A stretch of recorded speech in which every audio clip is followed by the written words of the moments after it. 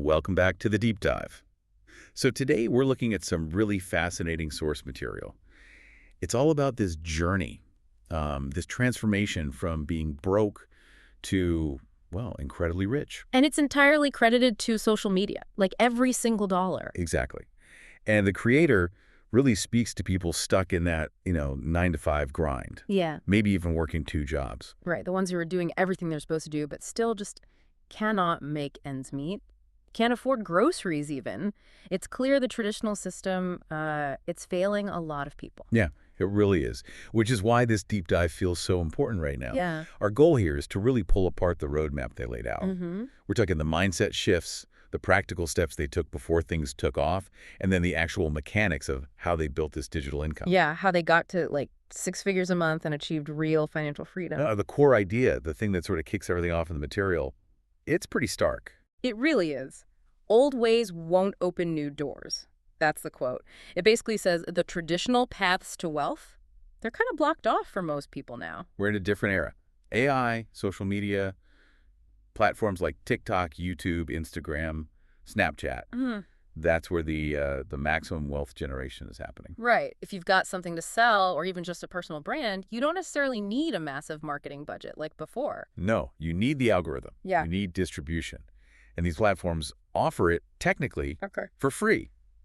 So the argument is you have to study them. Yeah. You have to use them. Yeah, you got to leverage that distribution. It favors, virality and authenticity now, maybe more than those established old school channels. But okay, before we even get to the money, the creator is really clear that the biggest battles were internal. Oh, absolutely. The inner game, they call it. You have to win that first. So let's unpack that first big hurdle, Yeah. this massive fear of being seen, of being judged. Which stops almost everyone, right? Before they even start. Yeah, and the advice. You just got to ditch it immediately. The plan is simple.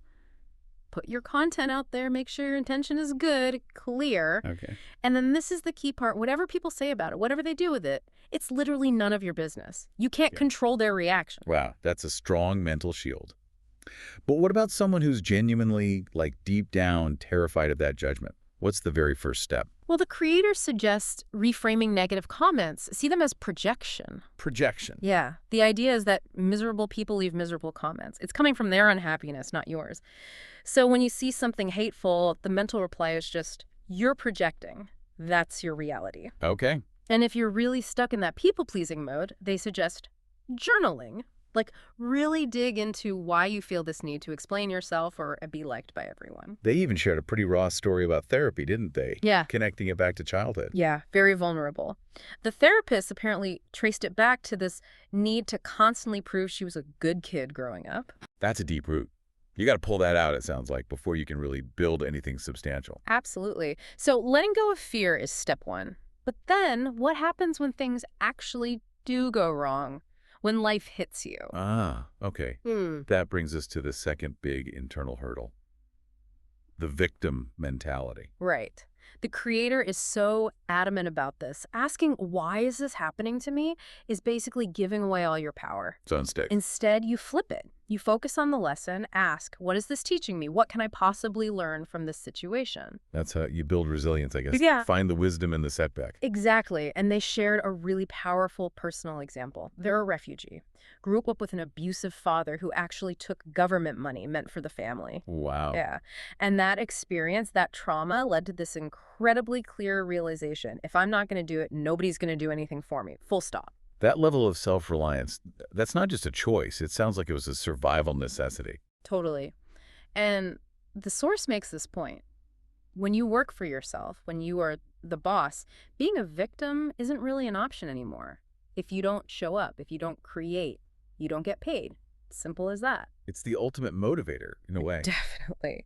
Which leads us nicely into how they actually built the practical foundation. Before the social media millions, they just had to survive. Right. And the advice here is super practical, almost unglamorous. It's get any job you can and do it well. Yeah, these weren't dream jobs. They were survival jobs, but essential. And the list is pretty varied. Cleaning gigs, warehouse work, supermarkets, call centers. Canvas shops, yeah. And the longest one was working behind a bar in a restaurant. But these jobs, they weren't just about paying bills. They had these other kind of unexpected benefits. Huge benefits. First, obviously, the money helped them get out of that abusive home environment. Crucial.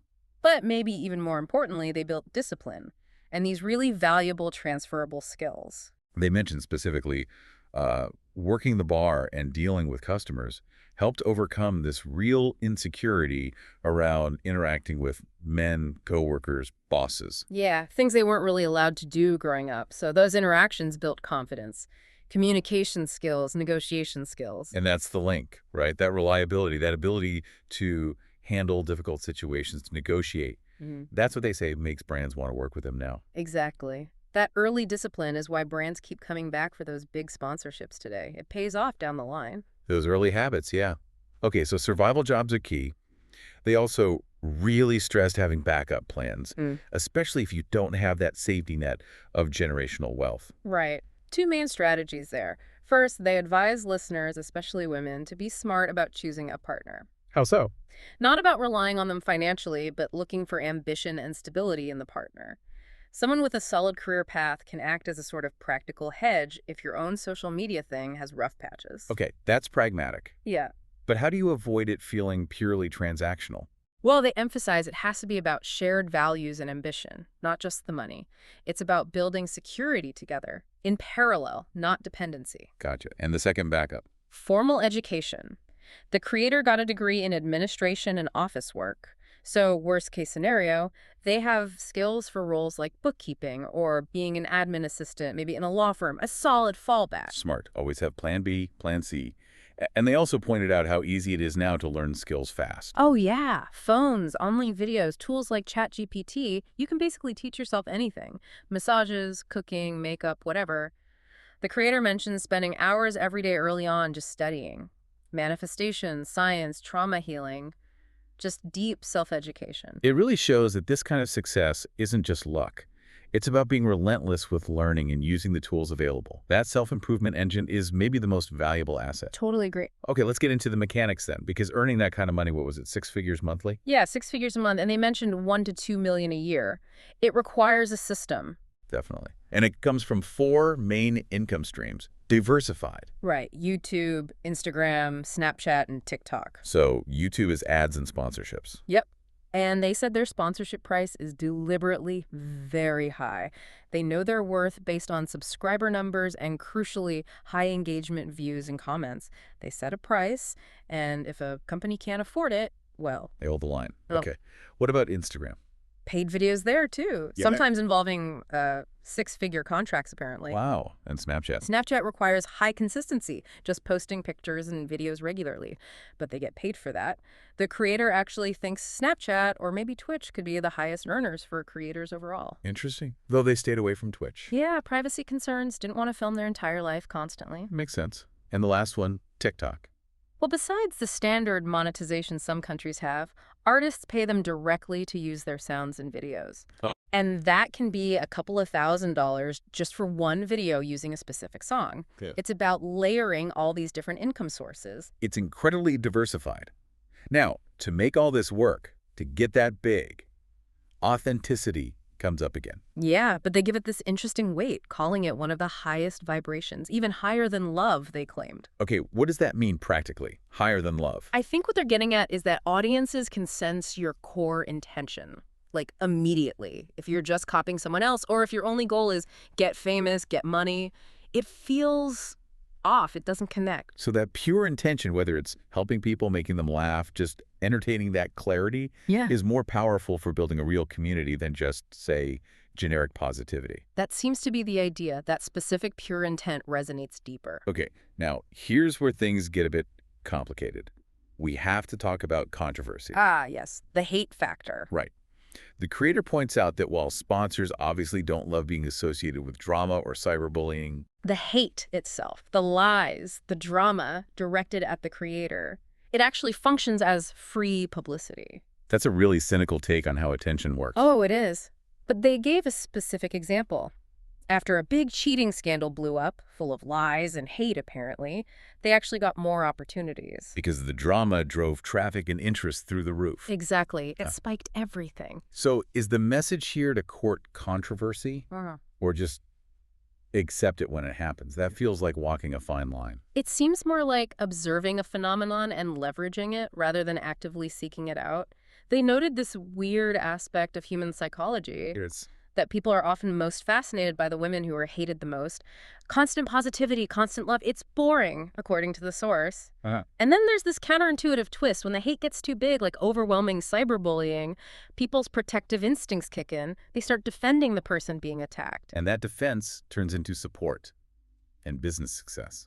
Leads directly to it, yeah. More support, more business. They even mention people selling companies for billions after weathering huge hate storms. It's startling. Hatred driving traffic, extreme hatred driving loyalty. Wow. Okay, so this success, this abundance, it feeds into this belief they have about giving back. Yes, a strong belief in blessing women with money and honoring the divine feminine. This idea that women are close to God because they create life. And they back this up with action. Big time. At 21, that first YouTube check went straight to their mom. Okay. But then at 22, after one massive sponsorship deal, paid off their mother's house completely. Wow, that's life-changing. How many years of work did that save her? 15 years, they said. Okay. 15 years wiped off her mortgage. That's generational wealth transfer right there. Instant stability. Totally. And they didn't stop there. Monthly allowance for the mom, paid off her car, cover family trips, friend expenses.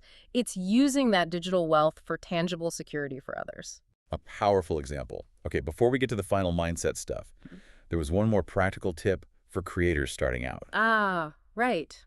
The language choice. Yeah. Think about using your native language instead of just defaulting to English. Makes sense. The English-speaking market is just incredibly crowded, super saturated. But if you create content in your local language, even for a smaller country, way less competition within that specific audience, you can potentially grow faster and earn well targeting that niche. Smart strategy. Okay, so that brings us to the final pieces. The mindset needed to sustain this. And the first warning is pretty blunt. Stop being just a consumer. Yeah. The creator realized early on that just scrolling, just taking in content, it's often a form of procrastination, an addiction even. And you will not make it if you stay in that mode. Right. Success comes from shifting to being a creator, doesn't matter what, as long as it's something that, fulfills you, makes you happy. And they also tackle that negative programming so many of us have around money. Oh, yeah. Telling people to stop with the negative affirmations. Things like money is bad, money isn't important, it's impossible to get rich. You have to actively fight that program. And replace it. Use positive affirmations. Money loves me. I love money. See it as energy. The insight there was interesting. Yeah. Money just amplifies who you already are. Exactly. A good person gets money that can do more good. A bad person gets money. Well, they often become worse. Money itself is neutral. It's just a tool. Okay. So banish fear, ditch the victim mentality, build backups, master the mechanics, leverage controversy if it happens, give back. What's the final ingredient? It really boils down to confidence and action. Like absolute unshakable confidence. Pretty much. The advice was walk into the room as if God himself sent you there. That level of belief. Because the biggest failure comes from shame and overthinking. Precisely. And this leads to maybe the most confronting insight of all. Which is? The people you might see online who seem kind of cringe and weird, they're the ones making millions because they are absolutely not afraid to look like a fool. Oof. That hits home. Right. The real fool, the source argues, is the person struggling because they've locked themselves in this imaginary cage of worrying what other people think. So the mantra is, just do it. Do it first, then think about it later. Put your creation out there. Have what they call delusional faith that you are going to make it. Act first. So wrapping this all up, what's the takeaway?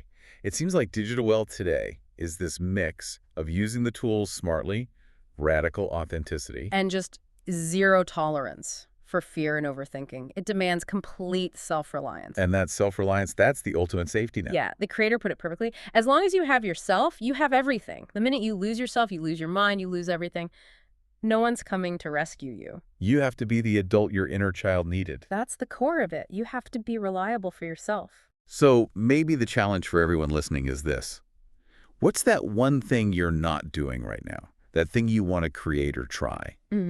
What are you holding back on because you're worried about looking cringe or foolish to someone who honestly probably won't even remember or care in a year? That's the question to sit with. Definitely something to think about. Thanks for tuning in, and we'll see you next time on The Deep Dive.